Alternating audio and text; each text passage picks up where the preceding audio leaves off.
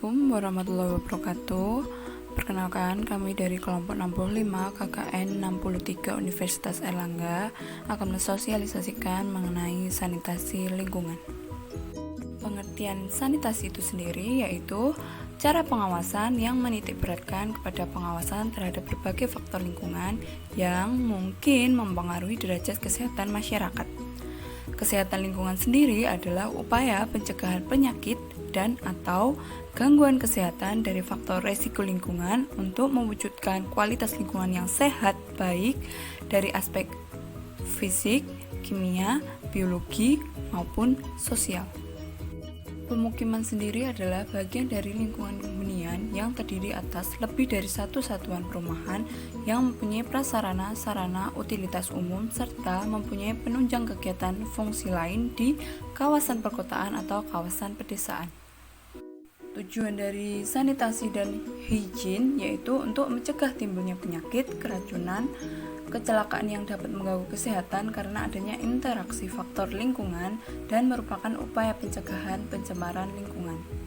Dan masuk ke dalam pembahasan yaitu adanya kegiatan sanitasi lingkungan meliputi penyediaan air dan sanitasi air berasal dari sumber air, pengelolaan tingkat RT, perundang-undangan terkait, dan mengetahui waterborne diseases yaitu penyakit yang ditularkan melalui perantara air.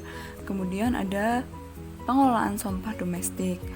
Bagaimana dengan sumber timbulan, kemudian pengelolaan tingkat RT ini, perundang-undangan yang terkait, penyakit terkait sampah, teknik pemusnahan akhir sampah. Terdiri atas dua teknik yaitu composting dan sanitary landfill.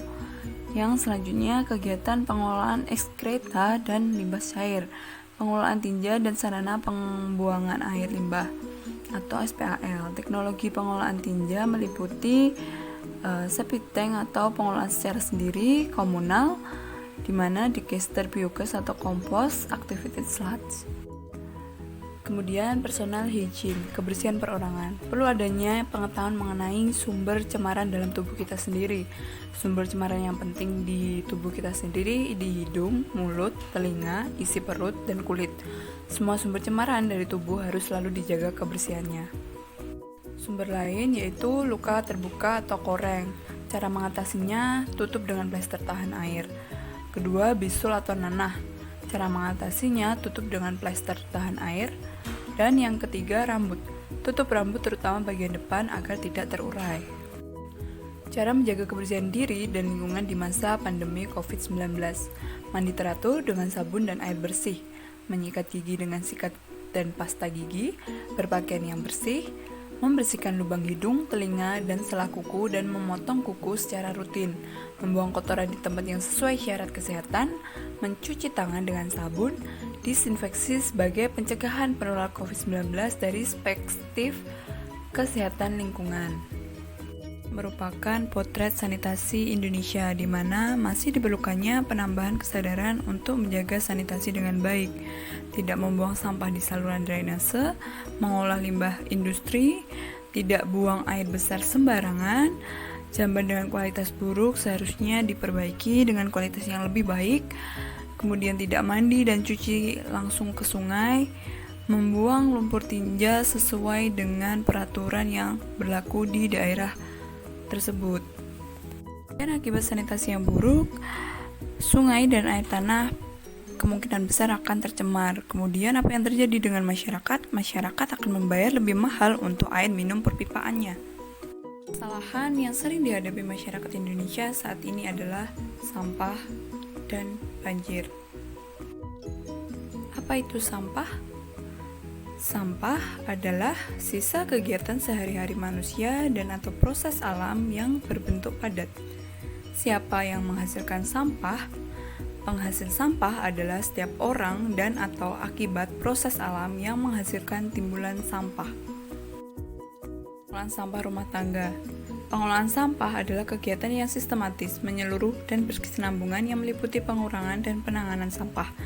Pengelolaan sampah bertujuan untuk meningkatkan kesehatan masyarakat dan kualitas lingkungan serta menjadikan sampah sebagai sumber daya.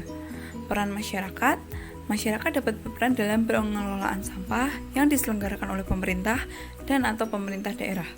Peran yang dimaksud adalah pemberian usul, pertimbangan, dan saran kepada pemerintah dan atau pemerintah daerah, perumusan kebijakan pengelolaan sampah. Kemudian yang terakhir, pemberian saran dan pendapat dalam penyelesaian sengketa persampahan. Dalam pasal 29 Undang-Undang Nomor 18 Tahun 2008 mengenai larangan, setiap orang dilarang memasukkan sampah ke dalam wilayah negara kesatuan Republik Indonesia. Setiap orang dilarang mengimpor sampah. Setiap orang dilarang mencampur sampah dengan limbah berbahaya dan beracun. Setiap orang dilarang mengelola sampah yang menyebabkan pencemaran dan atau kerusakan lingkungan. Setiap orang dilarang membuang sampah tidak pada tempat yang telah ditentukan dan disediakan. Setiap orang dilarang melakukan penanganan sampah dengan pembuangan terbuka di tempat pemrosesan akhir. Yang terakhir, setiap orang dilarang membakar sampah yang tidak sesuai dengan persyaratan teknis pengelolaan sampah. Dalam penanganan sampah, menurut Peraturan Pemerintah Nomor 81 Tahun 2012, yaitu adanya pemilahan dibagi dengan 5 jenis sampah. Sampah yang mengandung bahan berbahaya dan beracun, serta limbah bahan berbahaya beracun, sampah yang mudah terurai, terus dapat digunakan kembali, dapat didaur ulang, dan sampah lainnya. Untuk pengumpulan, seharusnya pemerintah menyediakan TPS atau TPS 3R pada wilayah pemukiman tersebut. Kemudian adanya pengangkutan, pemerintah juga seharusnya memberikan fasilitas pengangkutan sampah. Kemudian ada pengolahan meliputi kegiatan pemadatan, pengomposan, daur ulang materi, dan daur ulang energi. Kemudian yang terakhir, pemrosesan akhir sampah yang ada di TPA, tempat pembuangan akhir. Alternatif pengolahan sampah, kita sebagai generasi muda diharapkan dapat melakukan penanganan sampah. Alternatifnya yaitu adanya pengomposan, kemudian ada bank sampah, ada ecobrick. Apa sih fungsinya ecobrick? Ecobrick itu pengelolaan sampah plastik yang terbuat dari bahan botol-botol plastik bekas yang di dalamnya diisi dengan sampah plastik yang dipotong-potong sehingga menjadi padat, keras, dan dapat digunakan untuk banyak hal. Bisa dibuat kursi, meja, terus bangunan dinding, menara, bahkan berpotensi untuk dirangkai menjadi pagar pondasi. Banjir adalah bencana akibat curah hujan yang tinggi dengan tidak diimbangi dengan saluran pembuangan air yang memadai sehingga merendam wilayah-wilayah yang tidak dikehendaki oleh orang-orang yang ada di sana. Banjir bisa juga terjadi karena jebolnya sistem aliran air yang sehingga daerah yang rendah terkena dampak kiriman banjir. Banjir disebabkan oleh beberapa hal. Menurut Kodati, penyebab banjir terbagi menjadi dua, secara alami dan aktivitas manusia. Berikut penyebab terjadinya banjir bersifat alami, meliputi dari hujan lebat, pengaruh geografi, pengendapan sedimen, terus sistem jaringan drainase yang tidak berjalan dengan baik, kemudian pasang surut air laut.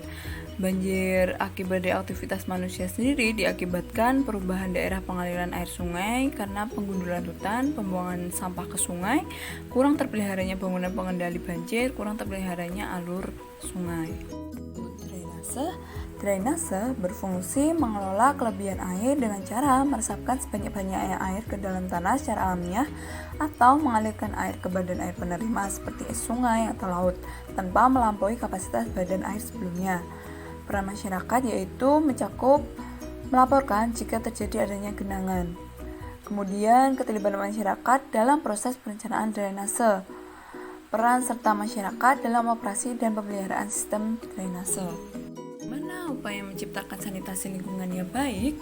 Yaitu 1. Mengembangkan kebiasaan atau perilaku hidup sehat PHBS. 2. Membersihkan ruangan dan halaman secara rutin. 3. Membersihkan kamar mandi dan toilet. 4. Menguras bak mandi, menutup tempat penyimpanan air, dan mendaur ulang sampah atau 3M. Kelima, tidak membiarkan adanya air yang tergenang agar tidak terjangkit jentik-jentik nyamuk. Yang keenam, membersihkan saluran pembuangan air.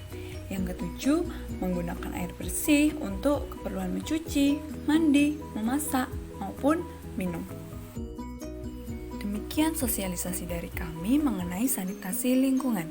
Terima kasih atas perhatiannya, dan apabila ada salah kata, kami memohon maaf. Wassalamualaikum warahmatullahi wabarakatuh.